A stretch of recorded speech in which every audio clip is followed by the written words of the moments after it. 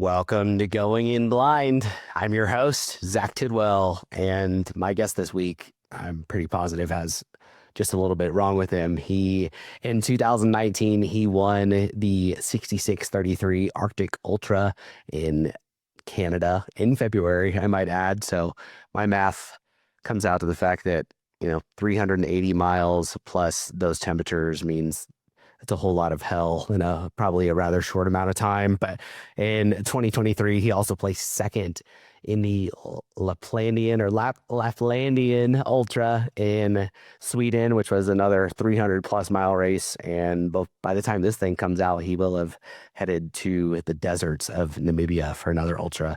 And I cannot begin to comprehend what makes a person like that tick. So I'm sure we're going to get into all sorts of new territory here on this episode and very excited about it. But before we do, a couple quick announcements. You guys have already heard me talk about my memoir that's on the way.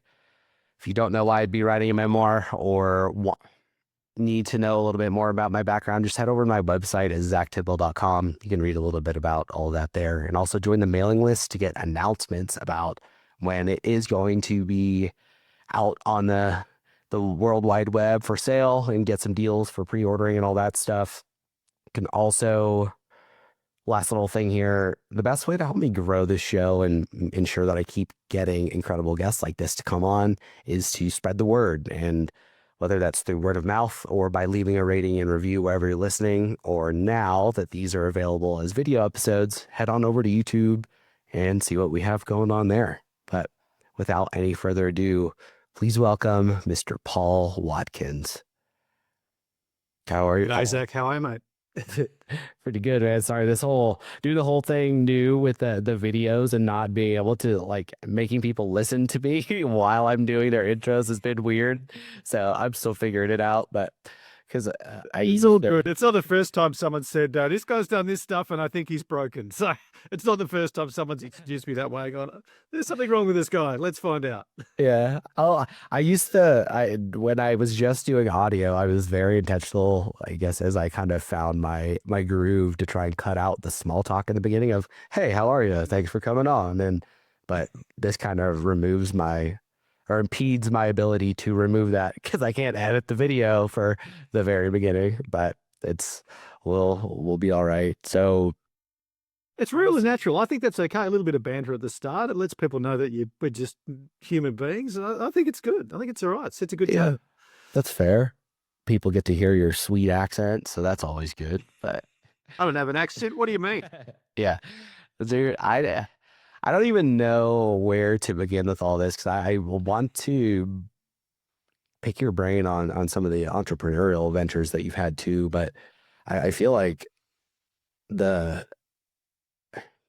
I need to scratch my curiosity first. I don't understand what leads someone down that path to what you achieved in 2019, and then obviously it seems like this has become an integral part of your life, considering you keep training for these freaking things. So maybe start with what led you towards taking on that ultra in 2019. Yeah, it's a good question. And I think it's a really important one because you don't just wake up one day and go, 614 kilometers or 383 miles in the Arctic in the end of winter sounds like a good idea. Like, you iterate through to that point. So to go back a long way, I spent probably 20 years getting to the point where doing that race seemed like a logical next step. And the very first step at the other end of that 20 years was something very, very minor. I was, I'm a nerd by training. I'm not a supreme athlete. I don't have any gifted genetic skills. I don't have a massive VO2 max or anything. I'm a nerdy guy who was running businesses and was hideously overworked. And wanted to get a little bit of escapism for that, to try and get some kind of balance back in any way, shape or form in my life. And the only sport I had any capacity at was running. So I just got into running. So you got back and you do a 5K and you do a 10K, you do a half marathon, and just kind of iterated my way up. And at one point I decided I wanted to go away and do something that was outside my my real zone of normal stuff. And I went and did a trek in Papua New Guinea, which is just off the north coast of Australia here. The jungle track made famous in World War II called the Kokoda Track. It's 96 kilometres, thick jungle. And I wanted to go and do it as a respect to my grandfather who fought near there in World War II. So I wanted to go there and retrace his footsteps and try and get an understanding of what it was he went through there as a 18-year-old kid in World War II. But out of that journey, I really went, oh, that made me feel really like a human being. Like I felt really different. And you're allowed to do these things, even if on paper you're not qualified to do it because you're a nerdy pharmacist guy. What else could I do? So then I just iterated. What's the next slightly harder thing I could do? And so I went and did some basic climbing in New Zealand. And well, what's the next hardest thing? And you just iterate up. And I just did that for a decade, and got to the point where ended up doing really, really big high altitude mountains. So I climbed, I did a season in the Antarctic. I climbed in North America, did Denali twice, South America, Africa, Himalayas a few times, and reached a point where I was climbing the big stuff where things have a propensity to go horrendously wrong. And when you're young and you're single, you can push the chips in all the time. You can go all in every hand, and that's okay. But as you get older, you get married, and then you start having kids, and you realize that all the chips aren't yours anymore. You have responsibilities. So I hung up the climbing boots because I was on expeditions where not everyone was making it home from expedition groups, and went, well, I don't need that level of risk, but I still need to scratch that itch of what am I capable of? Like, how deep is the well? And went back to, okay, I've got skill set that's, I can go really long distances hauling heavy loads for very long periods of time. Where can I use that? And it turns out there's a thing like really long expedition ultra marathons, particularly cold weather ones. So I found these races that you could do and went, well, that would be the next logical step for me. So it sounds insane when you go, oh, you went and did a 383 miler in the, Canadian Arctic at the end of winter, kind of, spring bridge, hauling your own gear, fully self-sufficient for 9 days. But it was a 20-year road to get to that point. And I think it's easy, particularly in the age of social media, to forget that. Like there's a long arc of really hard work, peppered with a fair degree of failures and screw ups that allowed me to get to the point where that became the next logical thing. It still seems insane to people. I don't understand that. But for me, it was a long arc. It is. I expected there to be a long arc there, especially because of you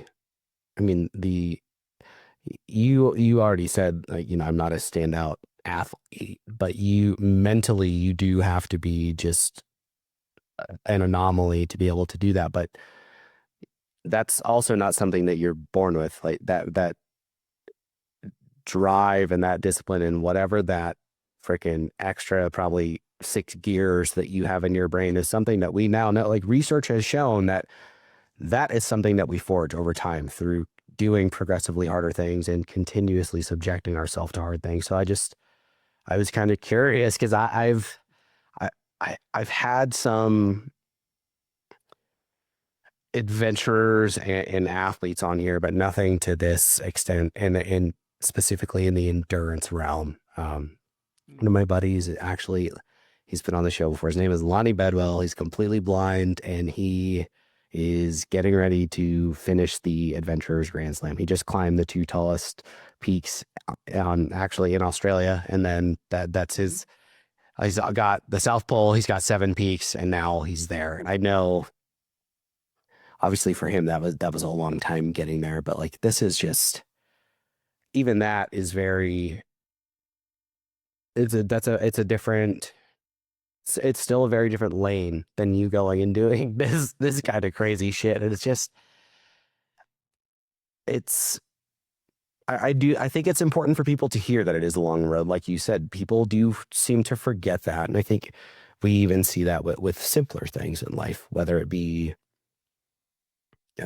I get it a lot with stuff with coming back from after my suicide attempt and then the blindness, like the things that I've pulled off. And I know Lonnie gets it when it comes to stuff with all the mountaineering and the other like huge accomplishments that he's had as an adventurer. And I wanted to pull that out of you and also maybe get you to talk, see if that would pull out the mindset piece because I know that's inherently part of all of the things that you've done, but that is also some of what you do today professionally too, is speaking to that. But maybe we can come back to that later because you mentioned with that the first trek in Papua New Guinea, was that self-supported too? No, no, that was like a guided tour. That like was really. I went over to Rebel, which is in New Britain near New Guinea, on my own and just kind of retraced where my grandfather had been, and I just did that solo. And then did like a guided trek. And the Kokoda track's great. You can do it with a guide, and particularly what I did was go with a historical guide, so someone who can actually walk you through and give you context of what happened in this place at that time, and to kind of paint that picture for you, which really added a lot of context and understanding around that. So Yeah. that trip was a very specific purpose of going, I want to come here and understand what happened here, and try and get some empathy for what my grandfather had been through and what all his mates went through when they were here. And that was absolutely mind expanding for me to sit there and go, for me, just hauling a pack through 96 kilometers of tropical jungle was incredibly hard. No one was trying to kill me though. Like I was just there, I'd get a can of Coke at the village when we got there. No one was trying to wipe out my existence. So I had Yeah. easiest way possible. So that was really important. But then, and I think your point about mindset is kind of the crux to the whole thing of going, the other adventures I've done have really been about discovering what are you capable of. And people go, how did you wake up one day and decide that you could do something that ridiculous? And my answer is always, well, because of the last previous ridiculous thing that I did. Like you build evidence over time and it starts really small. How did you think you could run a half marathon? Well, I ran 10Ks or I ran 15Ks or whatever it is. So you start to build this body of evidence that says that you are the kind of person who might be able to do the next hardest thing. And it's not based on woo magic or saying your mantra or, listening to all your Tony Robbins tapes or whatever you have to do. Manifesting it. Yeah, I'm not going to manifest it out of zero. Like it's just a case of going, well, I have evidence. So when it gets really, really hard, you can remind yourself, hey, remember the last hard thing? You did that. So you're the kind of person that can actually do some hard things. So how about you bring that guy back into the game and move forward and see if you can do the next hardest thing? And it doesn't guarantee you the win. You often, there's plenty of failures in there as well. But as you spend time and build that evidence that you're the kind of person, you build this huge body of work that you can rely on when it gets very, very, very hard. And yes, there's a competitive mental athlete aspect to it as well, of going, I want to know how far I can dig. And for me, I'm not the fastest athlete ever, but I will outwork almost anyone. Like if it's really, really long, particularly these events which are single stage, so you don't stop overnight. Like the clock's on 24/7, and we start the race at 9 a.m. Monday, and you've got 10 days, and you can run 24 hours a day if you want, but the clock's always on. So it was just a case of I can generally outwork people. I'm not the fastest, but I can go for longer than anyone else. And when you get that, over the longer haul of those races, that tends to be where I excel. And I think that's interesting. And maybe my mental picture of this is wrong, but I would imagine you get even 12 hours into that race and there's no other participants in sight at that point. Like it is you. And so like, yes, you are being competitive, but like, and you're outworking them, but you don't know where everyone's at. And you don't, is that the case? That's absolutely the case. Yeah. So, for example, that Laplandian one that I did in Sweden, so that's 500K, so 300 miles.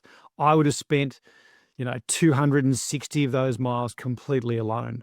And in some of these races, by alone, as in you don't see a human being for ages, days. Like there's no one in front of you, there's no one behind you. And it's not, the problem isn't the 12-hour in, it's day 4, day 5, day 6.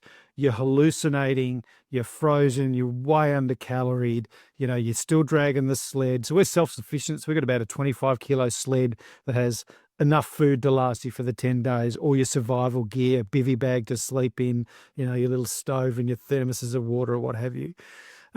See, it's really hard when you get to those day 4 and 5, and your body's packed it in, and your brain hates you. You hate everything. Everything's a disaster. Everything's difficult. You have the IQ of a small rock. Like everything is difficult. Everything is difficult. But that's when it comes down to how disciplined were you, both in your preparation and then in your execution. Like really silly things. Like we had a sled bag that has all the gear in with these races. So I had a rule that whenever you opened or closed the bag, the zips had to go back to exactly the middle, which sounds really, OCD, but it means that on day 5, when you can't see properly and you're hallucinating and your hands are frozen, and like I said, you're an idiot, I don't have to figure out where the zips were and crack the sads because I can't find them. They're exactly in the same spot every time. And the food in your bag is in the same spot every time. And the water is in the same spot every time. And your spork is in the same spot every time, so that you can be efficient. It takes the minimum mental load and you get the job done, and you're moving again before anybody else is kind of in and out of the checkpoints or just taking their time to have their meals or whatever. So it really was building that discipline in training, and then having the discipline to execute it when it actually matters most. And I actually find that really fascinating as a scientist to go, how good can a human being get at this? Like, how far can we go? So I really enjoy the sciencey aspect of just, A, how deep can I get? And then B, also kind of watching yourself third person as you kind of disintegrate over the course of the race and go, this is fascinating. When I start to hallucinate in these big races, a part of my brain is like, this is incredible. You're falling apart. This is really interesting. Let's watch this guy just devolve into a rock and see what happens. You're probably at some point, I would imagine you're almost having like a psychedelic experience just from the exhaustion and the isolation. Like, I don't Well, know. Go ahead.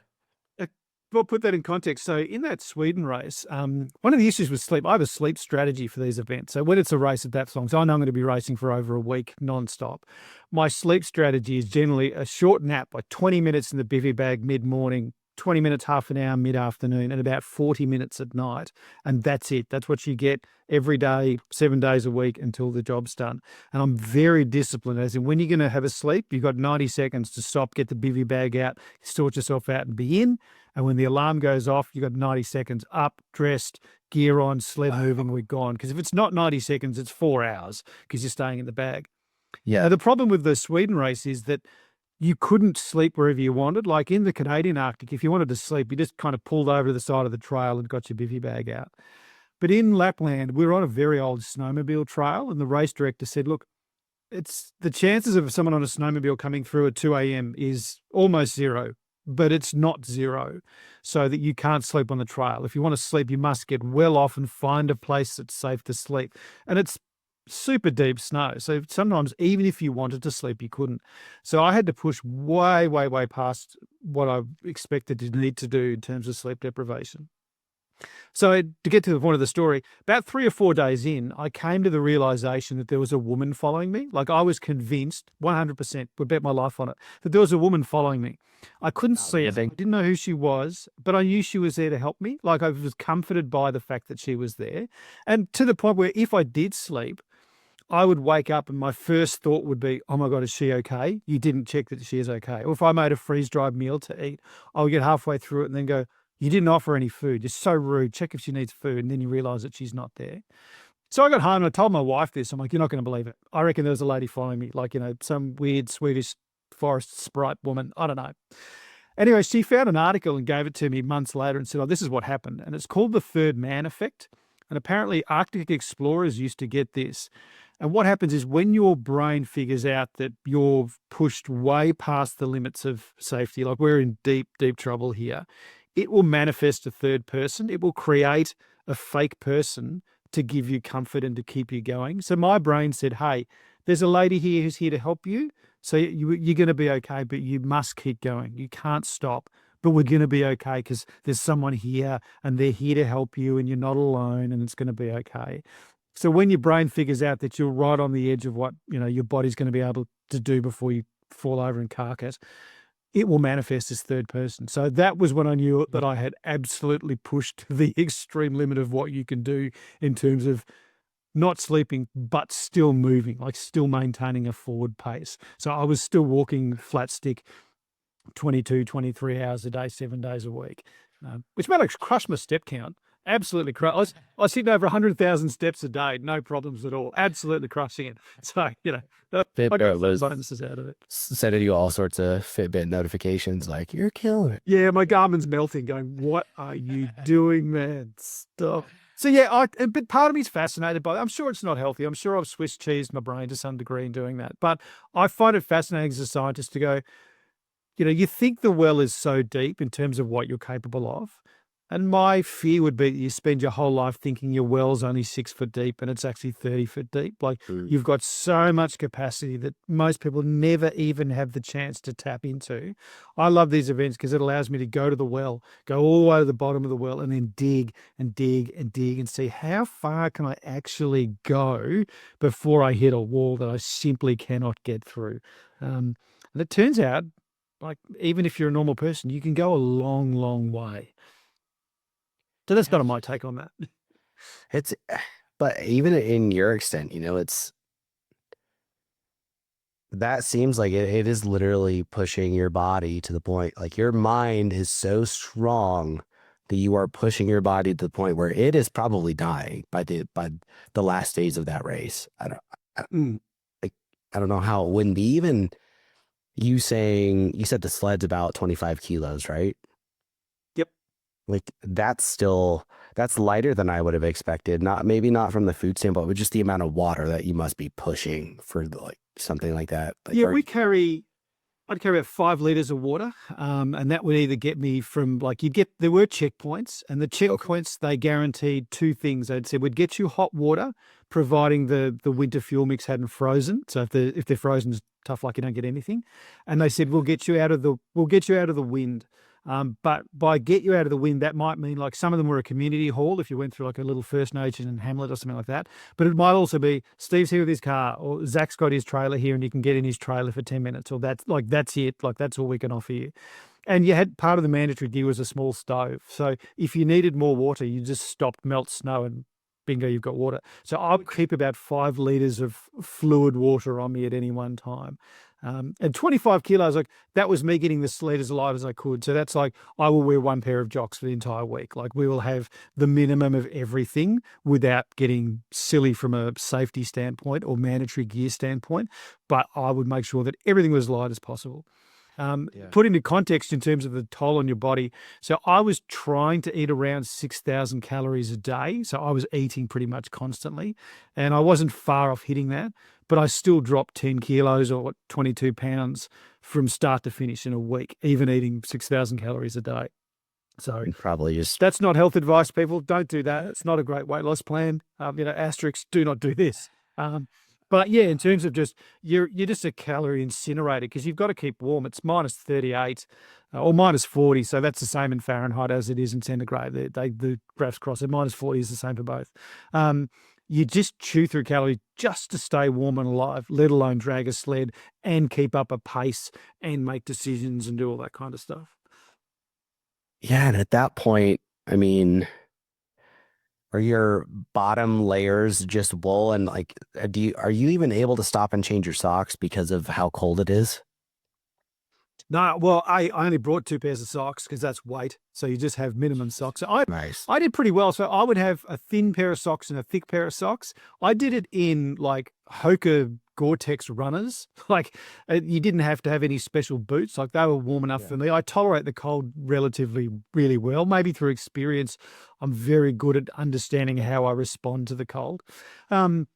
And bottom layers, you'd have a thermal layer and then have a kind of a mid layer of pants and then an outer layer of what I called the nuclear option for when it got absolutely horrendously howling cold and you've got to put on everything. And top layer is just layer after layer after layer. Like quite often I'd have like 8 or 9 layers on my top of like, thin, medium. At some points there, I had 3 full down jackets on at once, plus beanies and everything on, and I was still cold.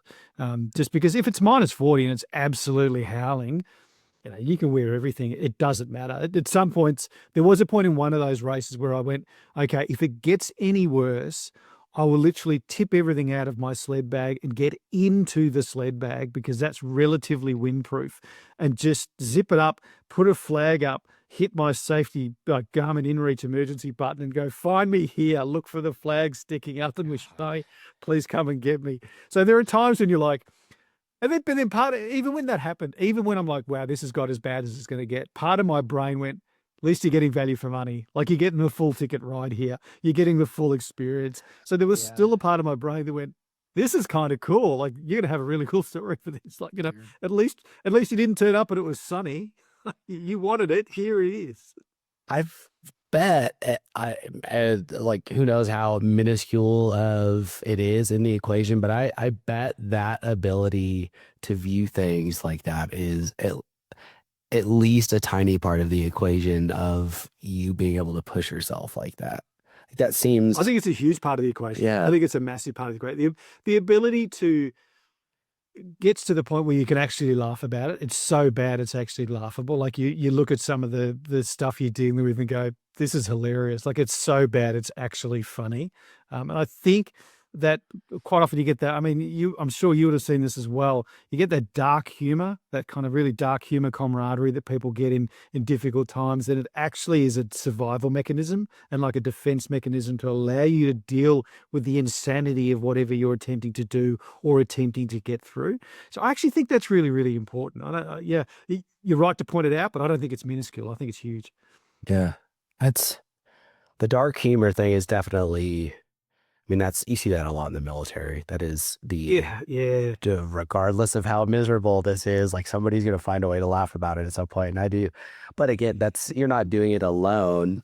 Operators would be, like a SEAL or a Delta Force guy might be out there doing shit alone. But like, I was just a normal infantryman. You're not doing anything alone.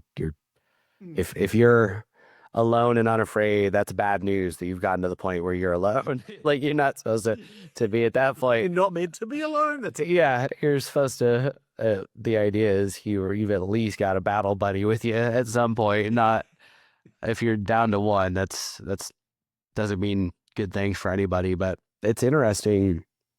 You've said several things that have made me think back. So I guess with your experience on that trail, kind of retracing the steps of your grandfather, it's not necessarily the same thing, but we both of my deployments were in the Pacific and spent time in the jungle in Okinawa. And it was very similar, like especially,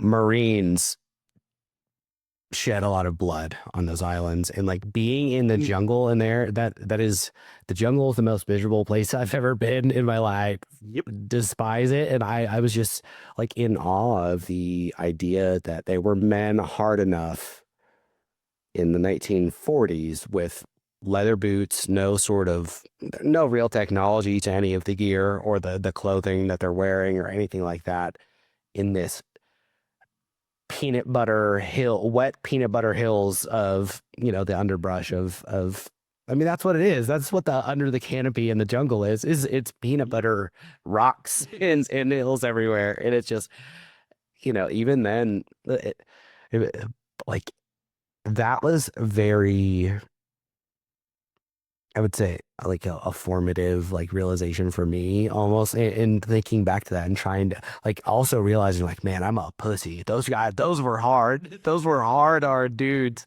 But that's what made me ask about the socks and stuff too, because I've had my feet rotting off after time in the jungle or even just after trench foot, it's just not like clinical trend foot, but just to the point of where the soles of my feet were pretty much gone, like after you spend a week out there or whatever. And it's even you mentioned like the way that you pack things and very intentional. Like that's because you weren't in the military, right? No, Okay. military background at all. So with all that stuff, like even you learning how to pack things and being able to, that's very similar to how we would approach being able to do things in the dark. You shouldn't need a light for anything. You should always know where all of your stuff is, even in your ruck that has 60 pounds of shit in it. You need to know where everything is. And dude, were you reading about stuff like that? Was that just, I know, again, there was a long timeline there. So were you just tinkering? Like how'd you become aware of all those practices and that you've kind of employed through all this stuff? Yeah, it's a really good question. So I think the most important point of that is I was really shit at it to begin with.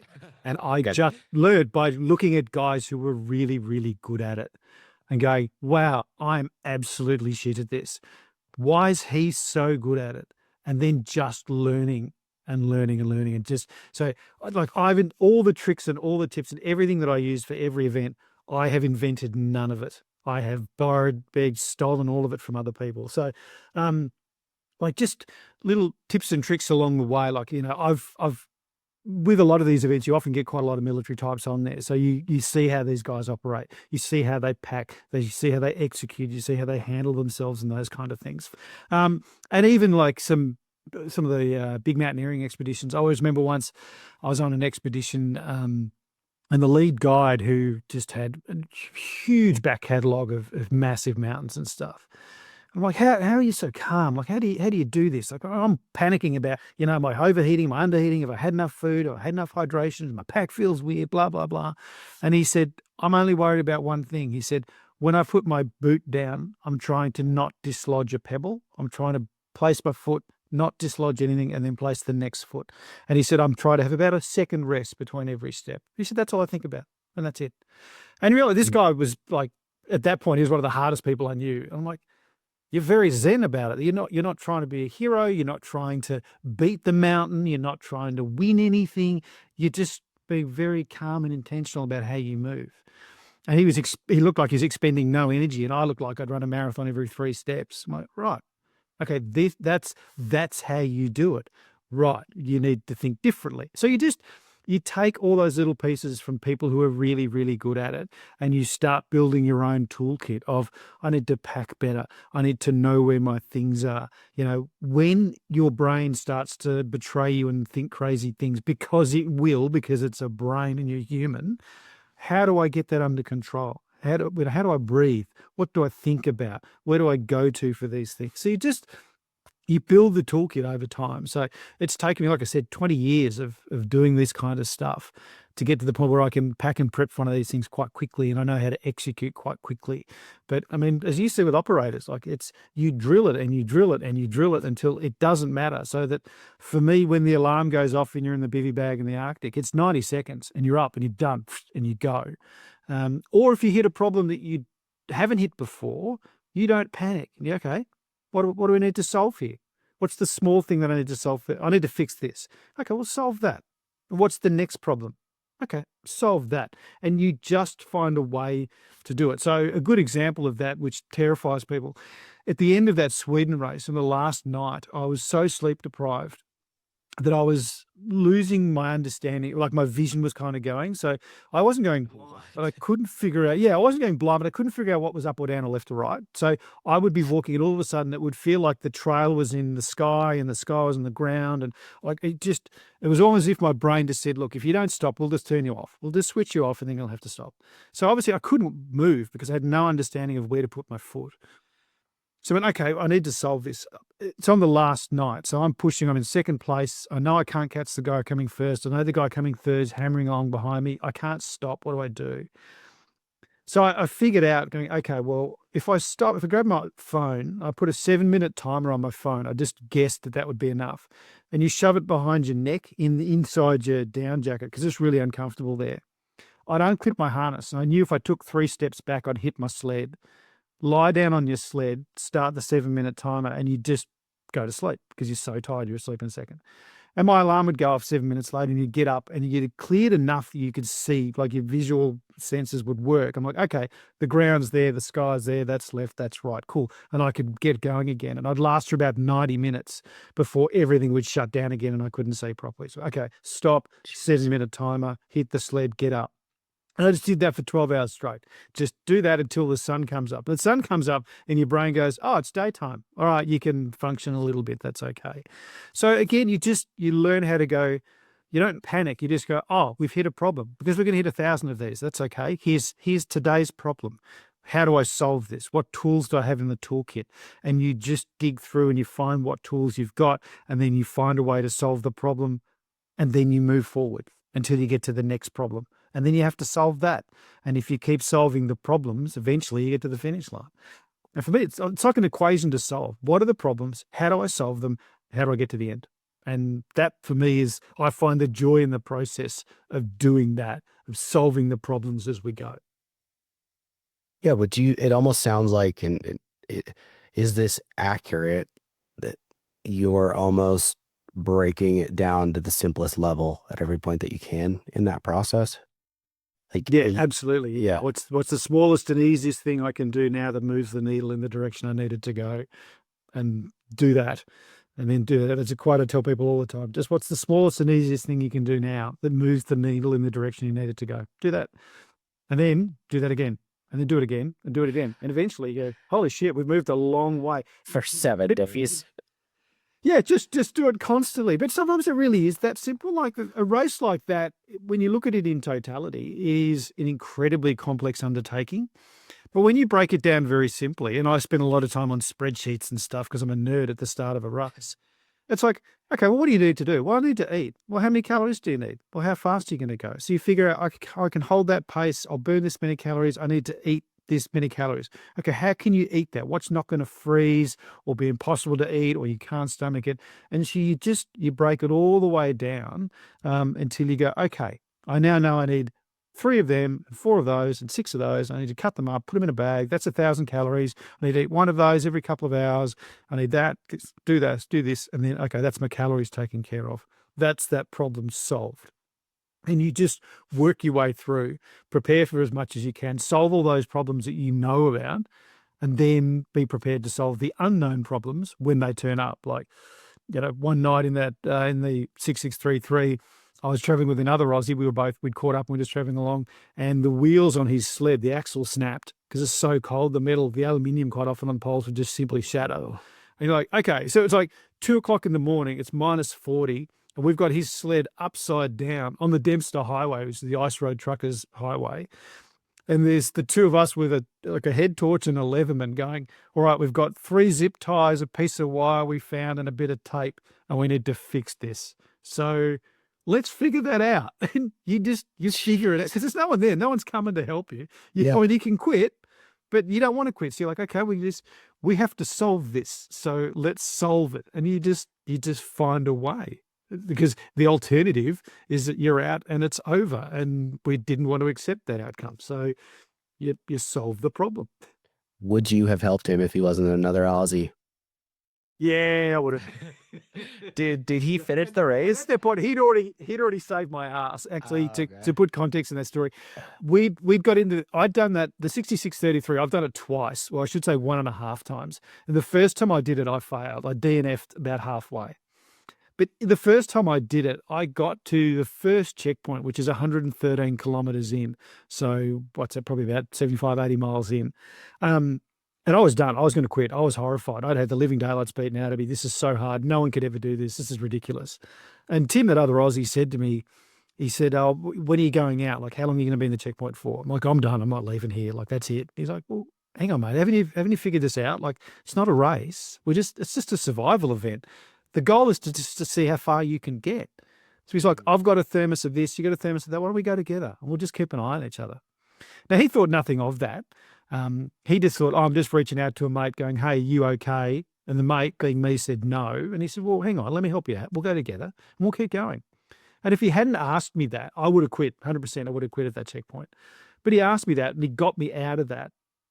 And we kept going, and that's where his sled broke, and we fixed it. But I kept going for nearly another 200 kilometers.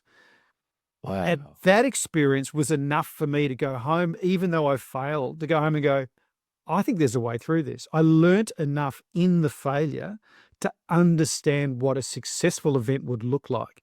Like, okay, it looks like the opposite of what I just did, but I now know what that actually means. Yeah. So I learnt enough. Like if I'd quit at the 100K mark, I would never have gone back. I would have gone, this is impossible. Can't do it. It's bullshit. But he kept me in the game long enough to learn enough that even though I failed, I got home with enough knowledge to go, I think there's a way to thread the needle on this. And I saw how the guys that did finish, what did they do? How did they do that? What was in their kit? How heavy was their sled? A lot lighter than mine. Like you just see all those kind of things and figure that out. And that gave me the opportunity to come back and when I went back the second time, I didn't intend to win it. It turned out that I did win it because I executed better than anybody else. But that wasn't my intention. My intention was simply to finish. But you put the pieces together and you execute it as best you can. Some days, the light shines on you and away you go. So yeah, that was a long way of answering. I would have helped anybody because, and I learned this in the mountains too. The guides have told me, like, everyone has a shit day. So when someone's having a shit day and they're snappy and they're grumpy and they're cracking it and nothing's working, you help them, because tomorrow that'll be you. You have your shit day. Everyone gets a shit day in the mountains. So we help each other because everyone takes a turn. And you learn that very, very quickly, because when it's your day, you're like, wow, this is a really shit. Like, nothing is going my way. Everything's gone wrong. And people help you. And then you go, that's how it works. Cool. So when they're having the shit day, yeah, I'll carry some of your gear, mate. I'll do this. Have some of my stuff. It doesn't matter, because tomorrow you'll do that for me. So yeah, there was that camaraderie that you get of going, we're all in the suck. So everyone takes a turn and everyone helps everyone out, because we all just want to get through. And I've seen guys that have turned up and done the whole, I'm here to win and screw you all. And it never ends well for them. And everyone else has a great experience because they're there together, even if they're competing. But for the people who are just trying to lone wolf it and just don't hand out the help, I think they've missed the entire point of why they were there in the first place, or what they could have got out of the experience in the first place. Yeah, they're definitely missing a huge, huge part of it. In that, there's that commiserating. That is like an incredibly human experience for whatever reason. Like, it's kind of absurd that we bond over that. As when you stop and think about it, the fact that push it. I mean, just why, that you're going against the reason that your body will be, or even your mind will try and be a bitch in things, is because it is still a survival machine. It is still measuring, okay, I'm breaking down, you're consuming way more calories than we should. I want to be storing this as fat, whatever. We are still that mechanism. And for some reason, what is that about these descendants of chimps, that now we've passed that point to where we still have that in us, but on the other side of it, when you get into something, and I guess it doesn't, not I guess, it doesn't have to be anything nearly to the degree of what you've done, even just being in a miserable, especially I think when it's a willful misery, like you've chosen to subject yourself to that, or at least on some level have had a choice of being in there. Like, that is weird that we bond over that. Yeah, but I think there's two things in that. It's a really good point. One is there's that chosen suffering, like you chose to suffer through this. But I always argue that the chosen suffering allows you to handle the unchosen suffering. Like, Yes. everyone gets a turn of the stuff that you didn't want, you didn't ask for, you never chose. And if you've gone through the chosen suffering, you are much better equipped to handle the unchosen stuff that everyone cops at some point. So it better prepares you for those things. And that's where I think there's some value. And the other thing, I think, without getting too deep and philosophical about it, I think for 99% of the population, the idea of, you're pushing too hard or it's too much, that bar has gone so out of whack that it's actually nowhere near too hard or too much. Like, it's not even, it's the barest amount of discomfort is, whoa, this is too much, I'm struggling with this. When in reality, they're 1% into their well and they've got 99% still in the bag that they could use. And if you put it in a context, it's not athletic, so it helps people look at it from a different lens. If people think about it from a work context, when you reflect on times at work, or the teammates that you remember the most, or the people you bonded with, you remember the times it was hard. Remember that project we had to stay up all night and do, and the client was a pain in the ass and it was really difficult. Like, you never reminisce and talk about the days when you went to work and it was calm and the emails were under control and nothing happened. Like, no one cares. But you talk about the stuff where it was really hard, because that's where you derive a sense of value and maybe a sense of pride. And look, Isaac, we did that together. We remember that was insane. We were up like 3 nights doing that proposal for whoever, and it was really hard. That's stuff you remember, because that's the stuff where you get a sense of value.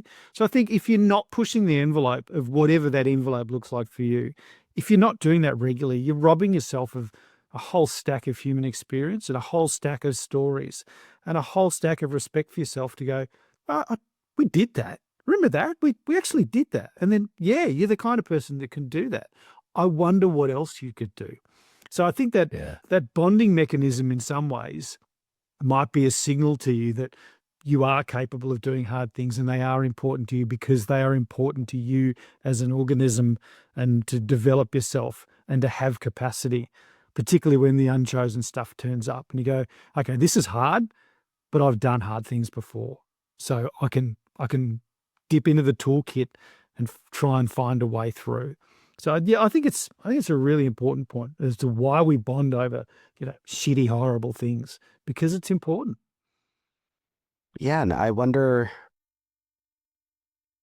Sorry, I'm going to drag you into the philosophical part of this a little bit because I'm just, Go for it. it I'll go feels wherever you want, man. interesting to me. And I know you've obviously done a lot of thinking about this. I would imagine, especially as someone who obviously you've lived it, but then you also convey it to other people. So I would imagine you've talked about it more. But, do you think that is because we are constantly seeking comfort, right? And that is part of why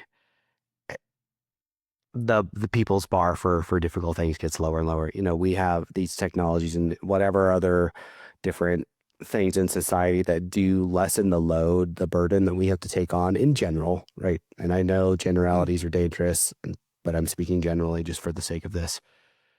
mm.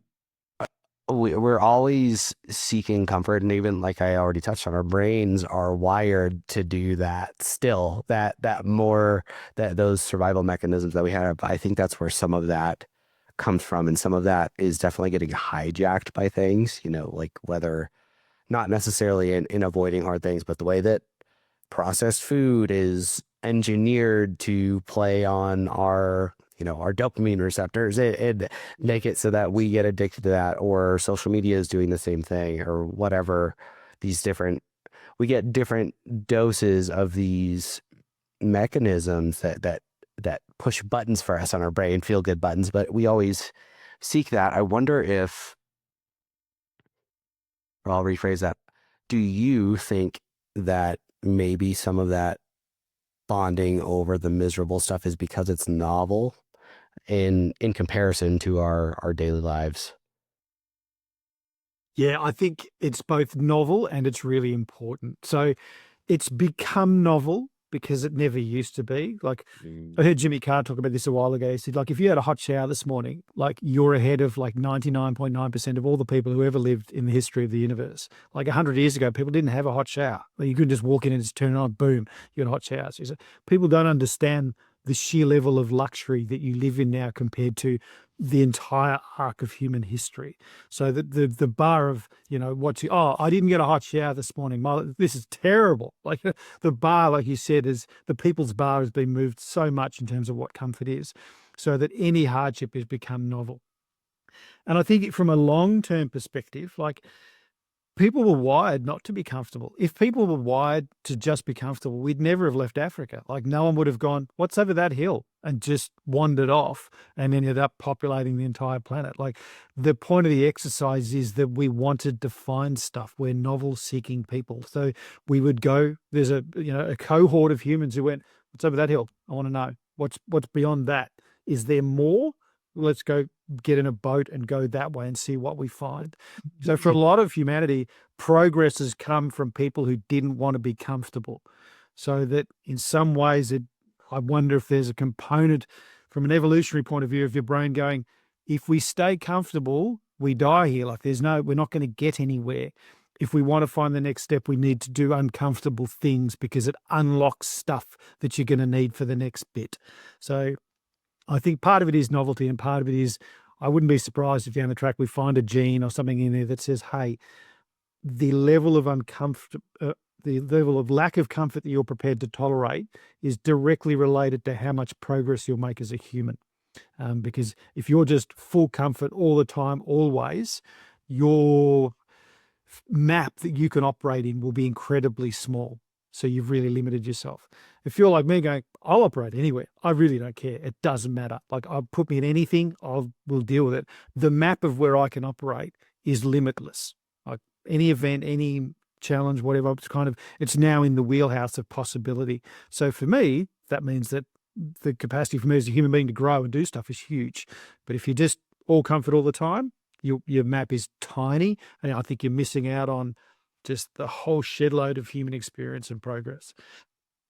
There you go. Good. We got into it. We got into the philosophy bit. But no, I mean, this is where I like when I get to do this in these conversations. So this is like probably my, you know, doing this podcast has been very just so freaking cool because I get to connect with people that I never would have or even would. That goes both ways, by the way.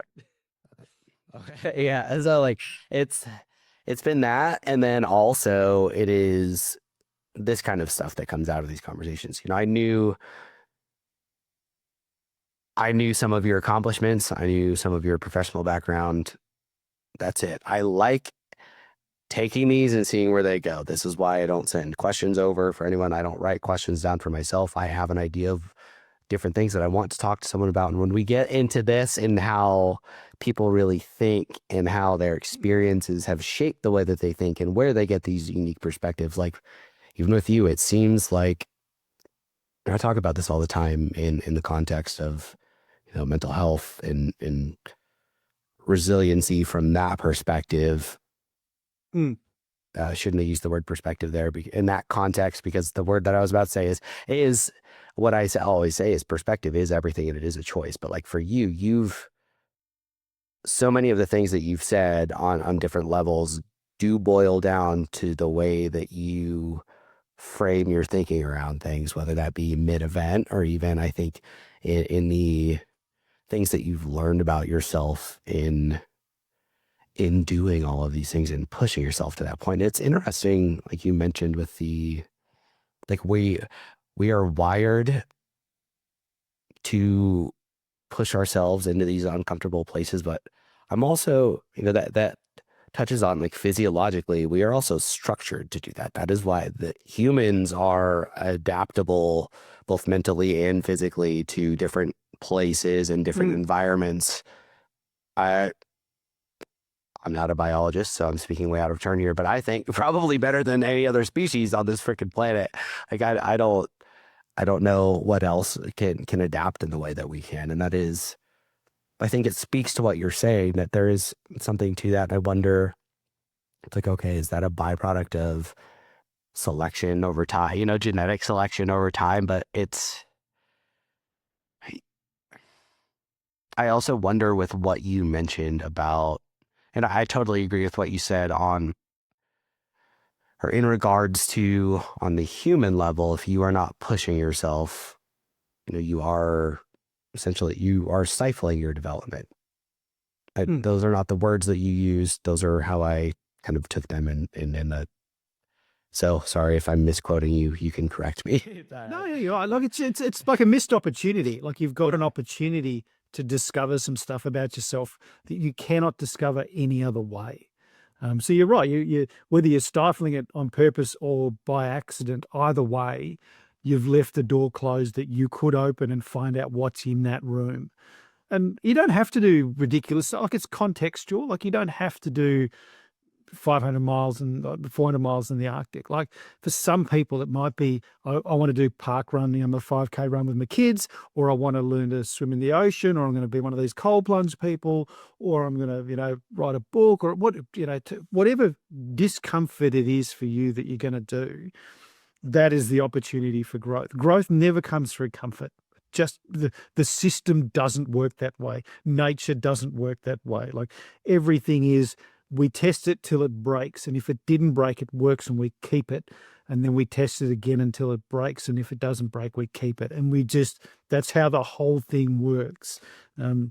So I think we've forgotten that's how the system works. And you can leverage that and get a lot of value out of that. But the opposite is true as well. If you just stick with the tiny little circle of this is where I'm comfortable and safe, and that's a valid choice. You're entitled to make that choice. It's your life. Deal with it any way you want.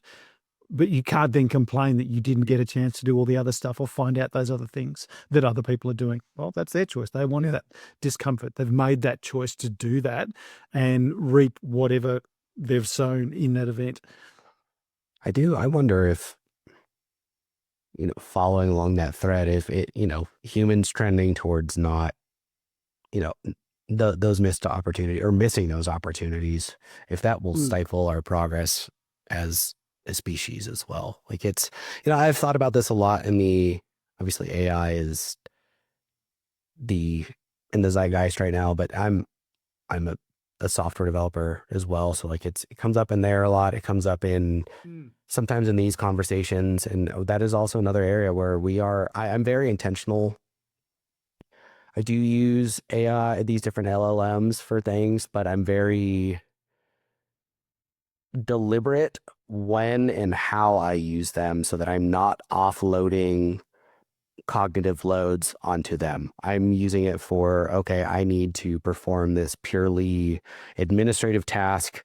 You can do it in 30 seconds as opposed to this will take me an hour. I use it as a productivity tool, not a thinking tool, because I think, and there's been studies that have come out about college students using these things to write essays, and it like measurably in a relatively short amount of time decreases their ability to think critically. And I think Yeah, that absolutely. I think that is a long, it's at least parallel to what we're talking about here. And I think those things together, like our own technological developments allowing us to not physically be pressed for challenge. And now we're having it cognitive wise as well. Like if we are going to over time degrade. And I mean that outside of the tinfoil hat of the super intelligent AI is going to kill people. I guess tinfoil hat's not the right word there, but you know what? I like taking that down the I know what you mean. extreme. Yeah. But it's just, I don't know. Have you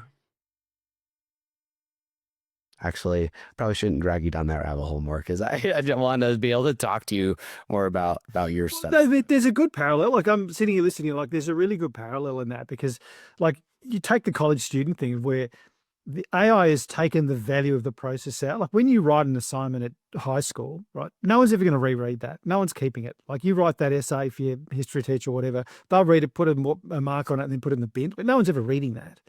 The point of the exercise was the work you put in to produce the outcome, to produce the essay. The essay is actually irrelevant. The value is in learning how to learn and how to construct an argument. And if you're using AI to do that middle bit, you've actually lost the value. You thought the important part, not you, but people thought the important part was producing the essay. It's not. The important part was the process of producing the essay. So to bring it back to the philosophical thing, I was thinking about why you were saying that. Like psychologist Carl Jung said, beware the unearned wisdom, beware of people who've got their knowledge from someone else. They haven't actually earned it. The modern kind of version of that is beware the unearned dopamine. Like if you get your dopamine from just scrolling social media and finding the shortest, quickest route to get the outcome, you didn't actually earn it. But be wary of the people who've gone out and worked really hard to get their dopamine from understanding the process and love the process. Like people like me, when I go to these races, I find so much enjoyment and fulfillment in the process of preparing and then executing that I don't actually care about the outcome as much. Makes people like me very, very hard to beat because I love the deal, the being in it so much that's my happy place, that I'm not hung up and panicking about the end outcome. If you love the process and earning that dopamine or earning that wisdom, you become very, very difficult to beat.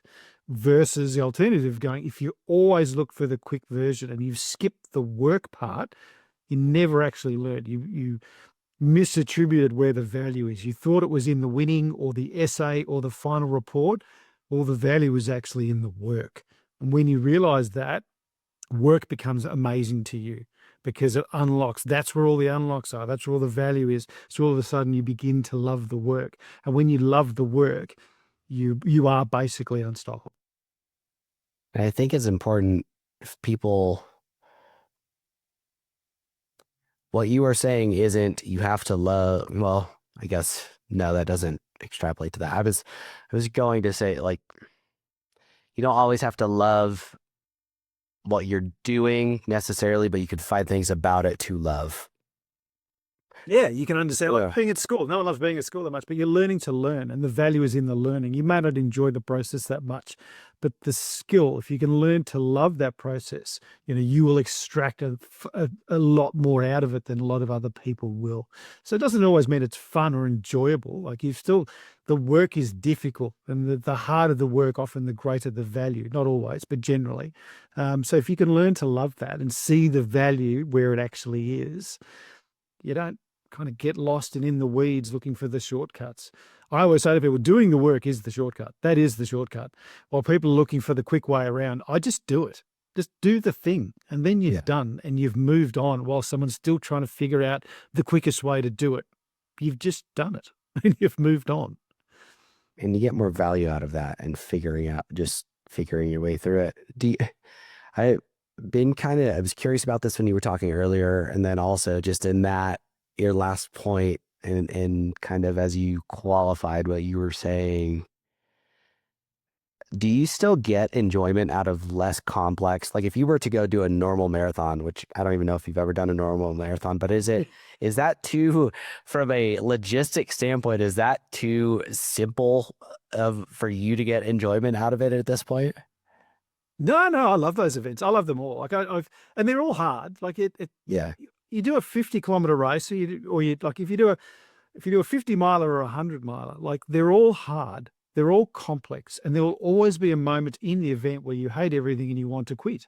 And that's normal. And part of it is I enjoy going through that mental process of going, we knew we would arrive at a point in this event where you desperately wanted to quit, and we have arrived. Here is that point. And now we need to deal with those feelings, and we can accept them and roll them around in your head, and you can have your little cry or do whatever you got to do, and then keep moving forward and get the job done. So no, I can find, and look, there was a period of time only a few years ago where I really struggled to find enjoyment in any of them. Didn't matter whether it was 5 kilometers or 500. Like I really kind of lost my way for a while there of understanding why you do those things. And now that I reflect back, I think the difficulty I found was I got hung up on the winning, on the outcome, and I lost the enjoyment of the process. Um, and it took me a while to kind of work through that and come back to the joy of the process versus the joy of the outcome.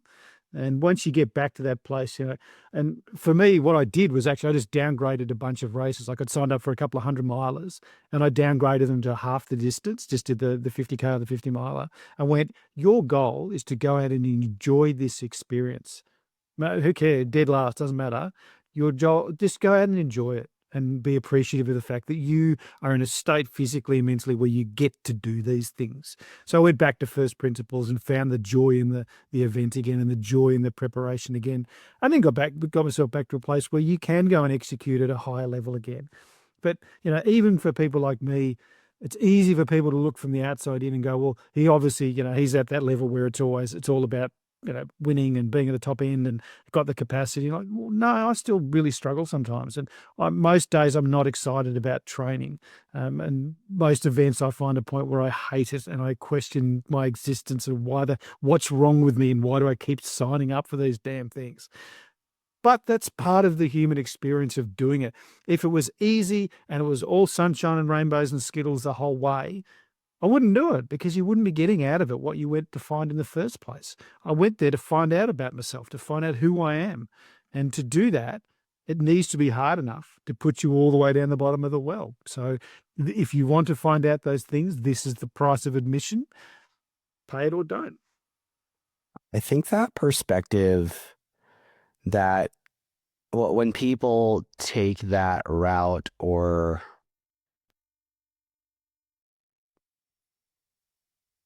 pose things as being, oh, because Paul, you're at the top of the game right now, you're winning these things, like that, it Mm. must always be easy for you. I think that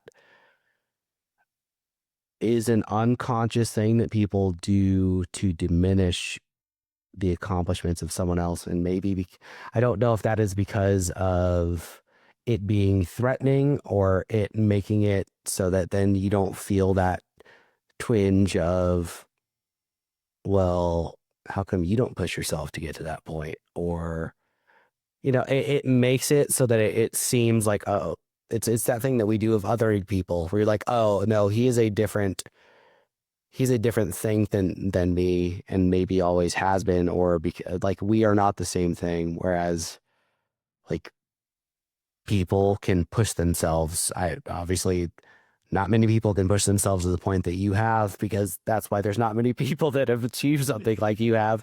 But we are, assuming that your body is you don't have some disability that prevents you from being able to do so. Like we are all capable of theoretically capable of reaching that level of just disgusting discipline and drive that you have. And I, I just, you see that a lot, even with lesser accomplishments that people do, whether it's not to the extent of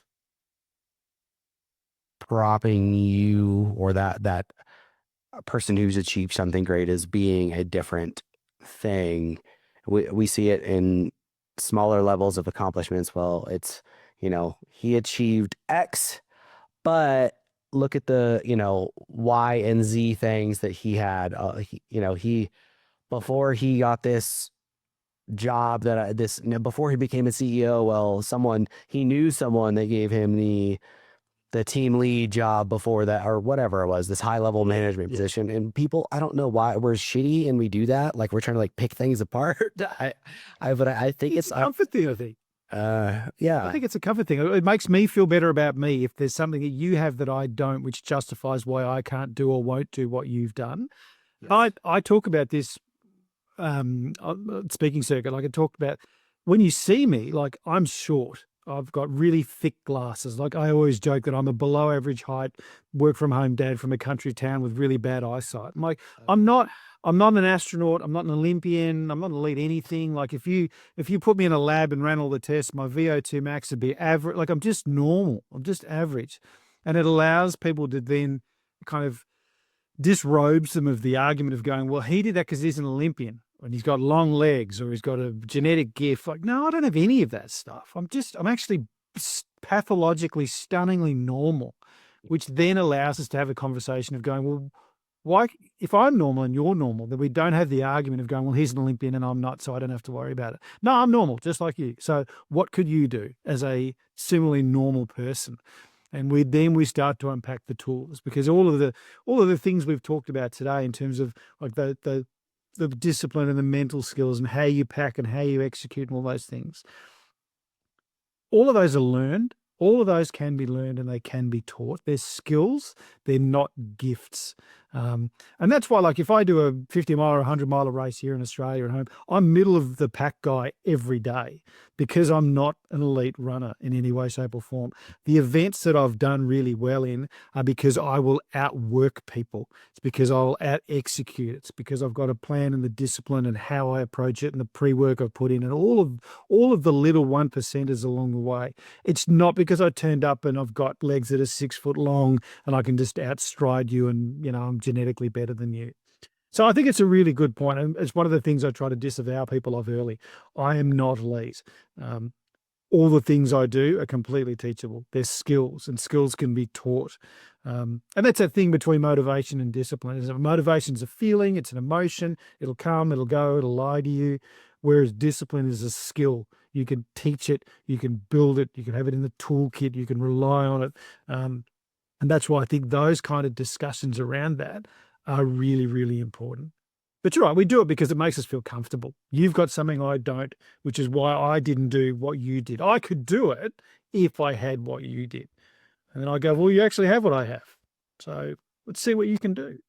Does that come up a lot? I mean, it is such a bitchy thing that we as humans do, and you have to be mindful of. If you catch yourself like thinking that way, you're like, no, I'm being a bitch. But does that come up with you a lot as you? That's human. I do it myself. I look at people and go, well, they got a better score than me or a better outcome than me because they're better than me. And then you realize that you're doing the same thing that you tell everyone else not to do, because you're just human. So it's not a critique. When I say it to people, it's not like it's a criticism. It's just, you're a human being and this is how we think, and it's kind of shitty. So you need to then be kind of rise one level above that, top down, and go, well, I'm not going to think like that because that doesn't serve me. Okay. So you kind of, you can't outthink your way out of overthinking. Like it's sometimes you just need to go out and do some stuff and move and actually start doing things. And that helps you get a better understanding of what you're capable of versus sitting there in your own mind and just ruminating the daylights out of it about the reasons why you could do it, but you won't because of, reason A, B, and C.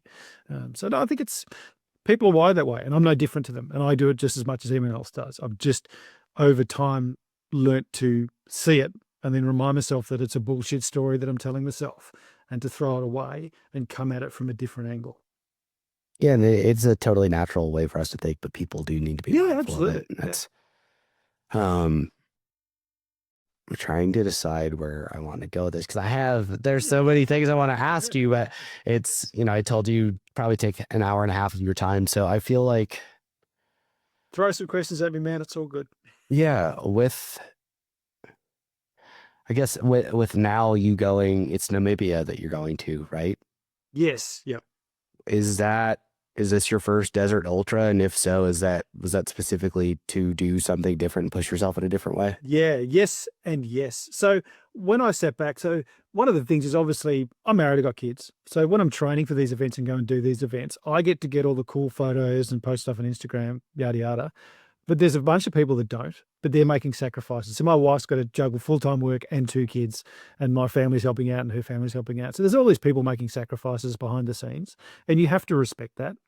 So for me to go do another race in the Arctic or a cold weather race, I'm not going to learn anything about myself that I don't already know. Like I've kind of solved that equation. So why do you do these things? To learn about myself. Okay, well, if you're not going to learn any more about yourself, then you shouldn't do that. Where will I learn the most about myself? Well, you should do the absolute opposite. So I chose this race specifically for it's in the heat. I'm extremely good in the cold. So let's go somewhere where I lose that advantage because I will learn there. I am very good in single stage, super long events. This is a stage event so that I can't outwork people overnight, if that makes sense. Like you will run a set distance every day. So, and you'll sleep overnight like a normal person would in a tent in the desert, but you'll sleep every night. So I lose my biggest advantage. I'm not in the cold and we're not operating 24/7. So that now I have to learn about how well can I operate in that environment, which is totally different to what I've done before. Because I reckon I learned something about myself there. And now it becomes a worthwhile endeavor. It's worth my sacrifice of time, training, and effort. And it's worth me asking those around me to sacrifice something while I'm away to go do that kind of thing. And it's a different equation to solve. Like how you train for a very cold race is different, vastly different to how you train for an extremely hot race. So, and I find that fascinating to go, let's science the shit out of it. How do I prepare to run, 50, anywhere between 50 and 90 kilometers a day for 5 days straight in 50-degree temperatures? Like, how am I going to figure that out? How do I deal with what are the problems? How am I going to solve them? How do I deal with things when they come up? How am I going to keep a mind in the right place and those kind of things? So I find that really, again, fascinating kind of problem to solve.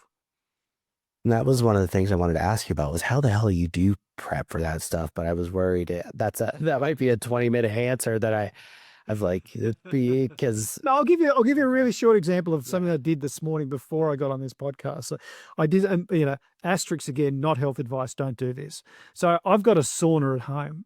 So what I did is I've gutted the internals of the sauna so I could put an assault bike in there. So I've got like a stationary bike inside the sauna, and it's a hot rock sauna, so I can get the inside of the sauna to the exact conditions of the desert. I can get it to 50 degrees centigrade, about 15% humidity.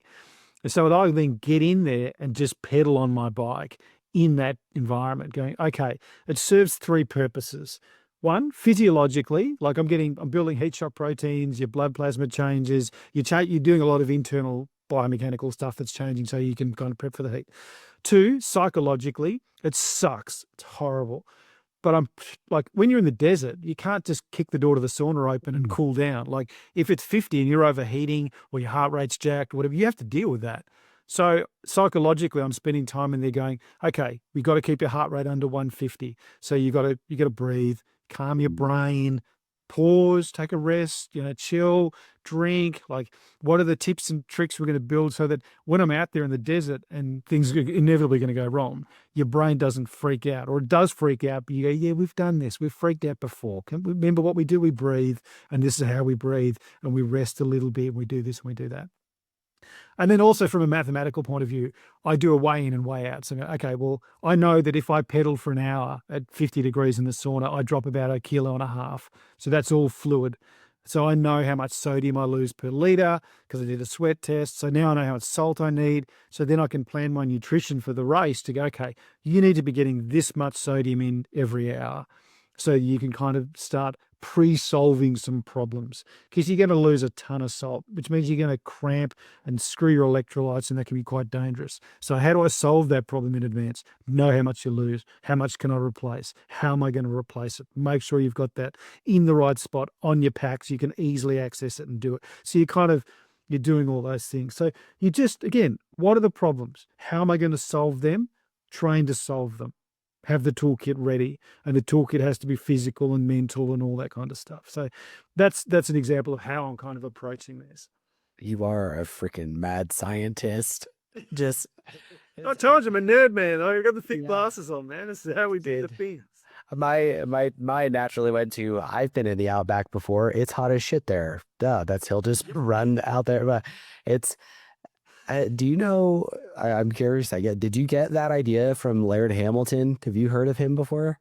I do know of Laird Hamilton. I actually got it probably partially from just going, how am I going to prepare for this? Yeah. The kind of trying to figure it out. And then I follow David Roche, who's a big ultra runner in the US, and he was doing a lot of heat training. He was talking about the biological aspect of what it does in terms of your, proteins and plasma and all these kind of things. I'm like, I like that approach. You're going, it's not a case of just get in the sauna and sweat and go hard. It's like, well, that doesn't solve anything. Like, it must have a purpose. Don't just go out and do hard things. I have a purpose behind why you are doing them and what you expect to get out of them.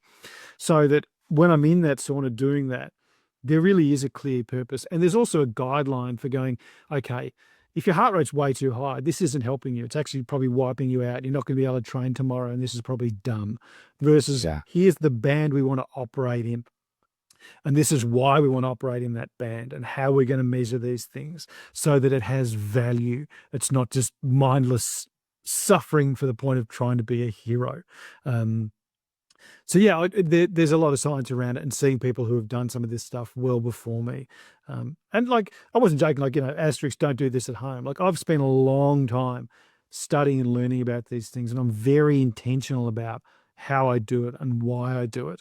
And there can be quite a danger to just go, oh, I'll just get in the sauna and just run like an idiot. Like, don't train in the sauna unless you really, really understand what, why, and how. Otherwise, it can be really dangerous and really stupid. So yeah, that's just, you've got to be very intentional and smart about how you do these things.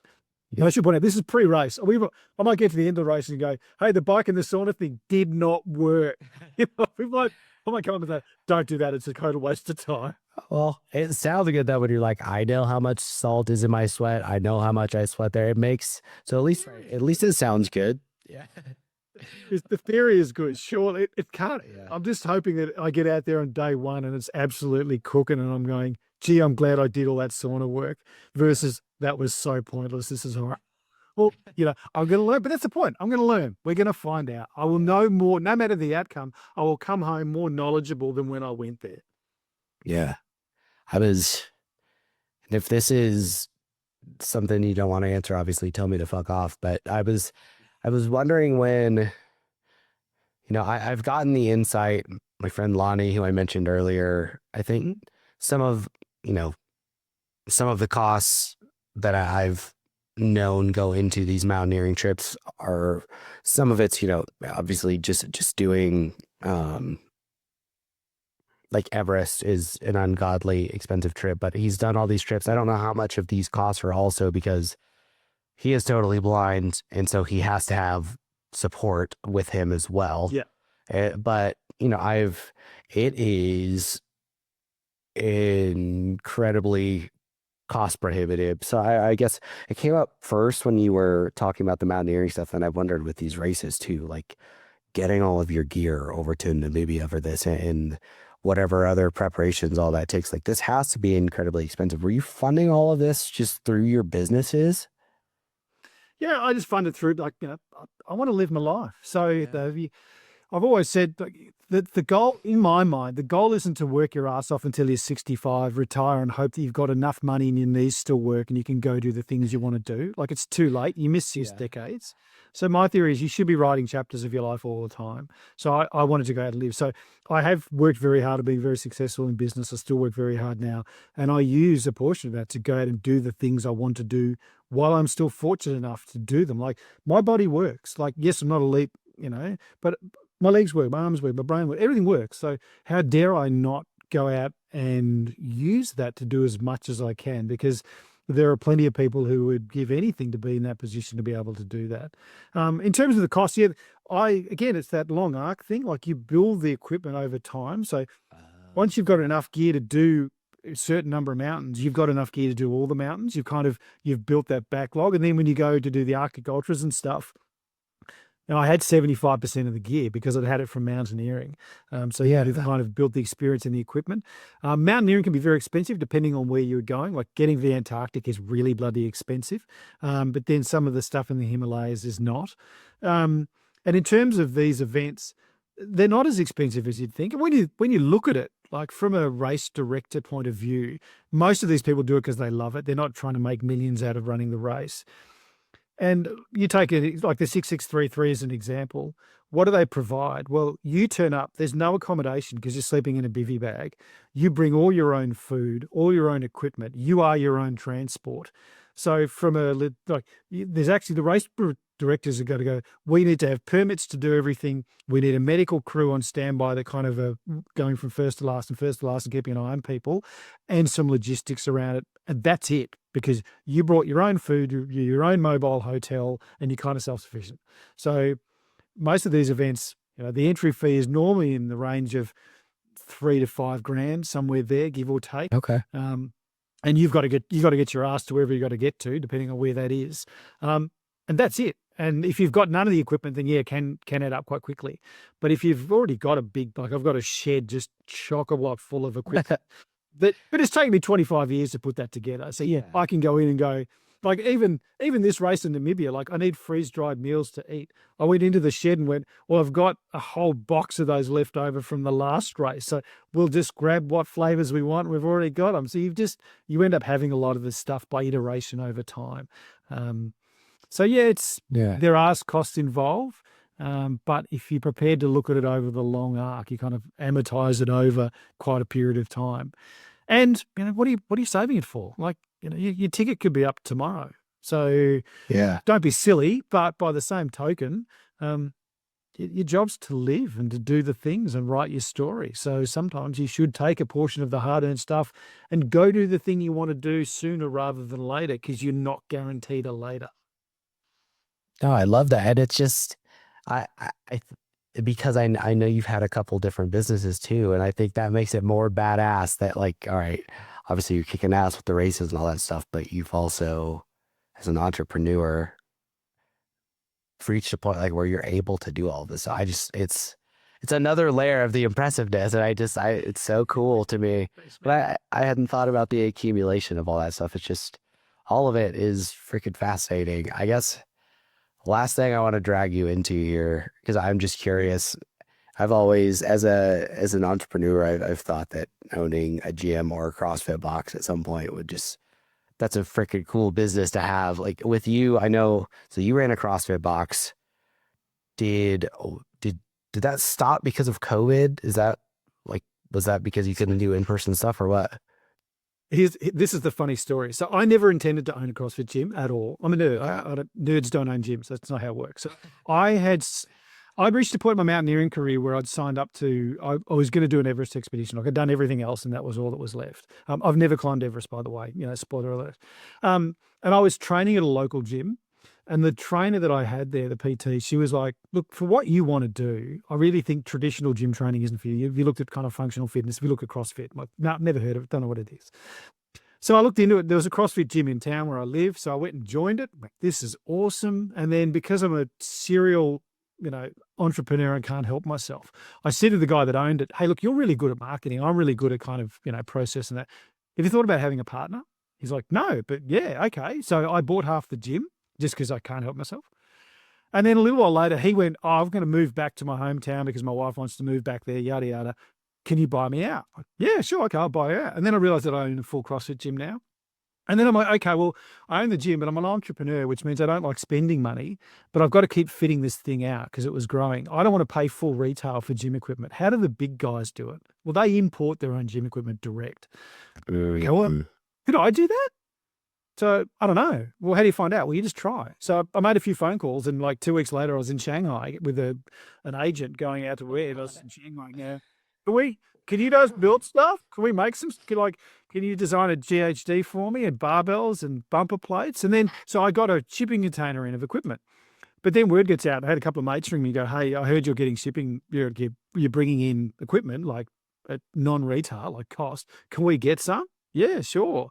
And then a few more people ring, and then you start getting more and more shipping containers in. And then I'm like, well, shit, I might as well set up a website. So I set up a website and then started selling, retailing, and shipping gym equipment all over Australia by accident because I'm like, well, now I've got all this stuff, so I might as well get a warehouse and a forklift and start selling this shit. So now I went from I want to climb Everest to I own a CrossFit gym and have a full-time business running that and shipping, importing gym equipment. And I owned that for about 7 years. I never climbed Everest. I ended up selling the business through sheer luck about 2 years before COVID hit. I just went, I've just had enough. Like, running a gym like that, it's early mornings and it's late nights and it's hard work and all that kind of stuff. We have kids. I'm just going to sell it. And I ended up selling the business, and I sold the business to the PT who first trained me in the very first gym originally and said, you should look into CrossFit. And she ended up joining the gym, became a trainer, became one of our head coaches, and then bought me out at the end of the journey, which I kind of loved. I don't know whether the universe did that on purpose or not. That's cartooners. Closed the circle. Yeah, kind of closed the circuit. So I did that, and I closed the business of selling gym equipment because I'm like, I'm not in the space as much anymore. But it was just a very weird arc of my life where I just went, can I do that? I don't know. We'll just find out and we'll try. And you end up doing just the weirdest stuff because you just went, let's try it and see what happens. And next thing you know, you're in a warehouse in Shanghai trying to design gym equipment and figuring out how to import container loads of stuff into the country and selling it. So yeah, that's my CrossFit gym story. I don't know. It just happened. It is like for a side quest. That's a really cool side quest to go on. Yeah.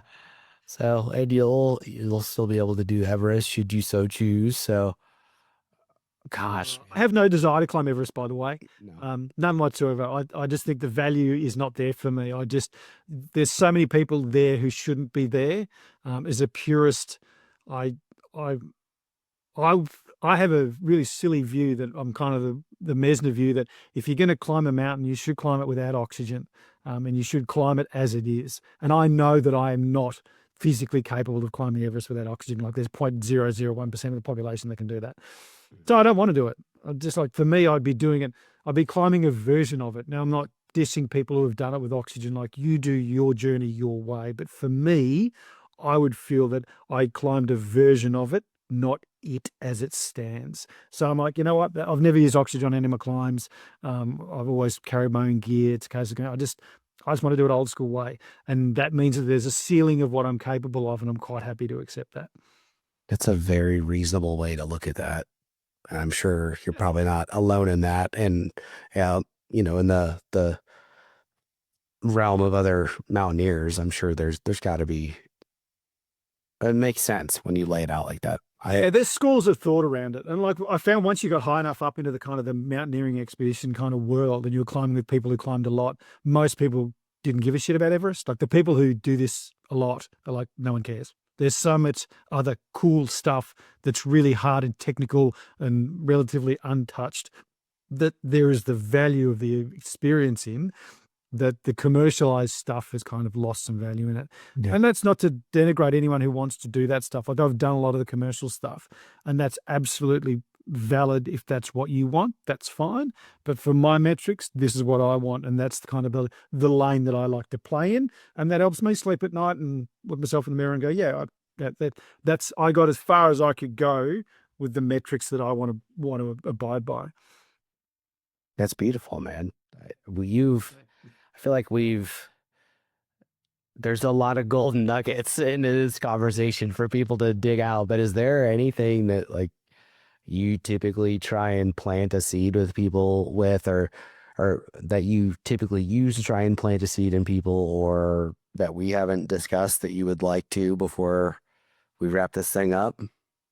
No, I think I enjoy it. Like you said, I love the fact that you don't send questions. We have a conversation and we go where it goes. And I find that's really enjoyable for me as a guest, because you just go down all these rabbit holes that are of value to your audience and you. And we get to uncover some really cool stuff.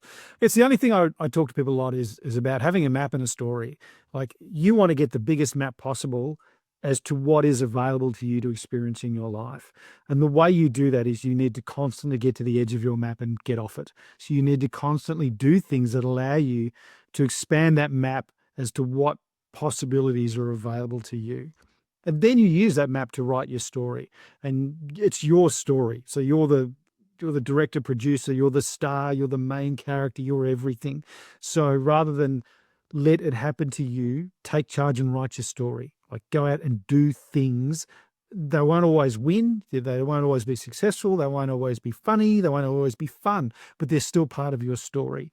And they're the things that you share with your loved ones and your kids, and you reminisce about and that kind of stuff.